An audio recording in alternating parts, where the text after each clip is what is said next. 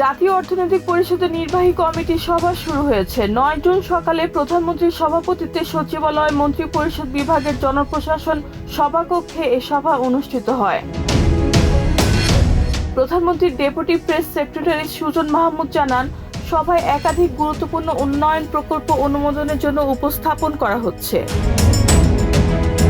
এদিকে চট্টগ্রামের আনোয়ারায় বড় একটি চীনা অর্থনৈতিক ও শিল্পাঞ্চল নির্মাণ প্রকল্প একনেক সভায় উঠেছে বলে জানা গেছে।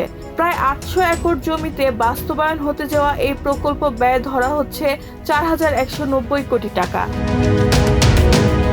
প্রকল্পটি থেকে প্রায় 1 লাখ কর্মসংস্থান সৃষ্টি এবং $500 মিলিয়ন বিদেশি বিনিয়োগ আসার আশা করা হচ্ছে।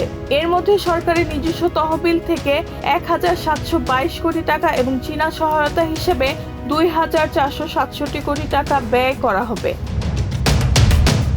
প্রকল্পটি জানুয়ারি 2027 থেকে ডিসেম্বর 2031 সালের মধ্যে বাস্তবায়নের পরিকল্পনা রয়েছে।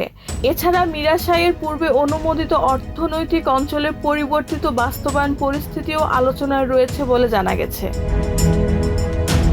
রেহানা বেগম, প্রজন্ম 24।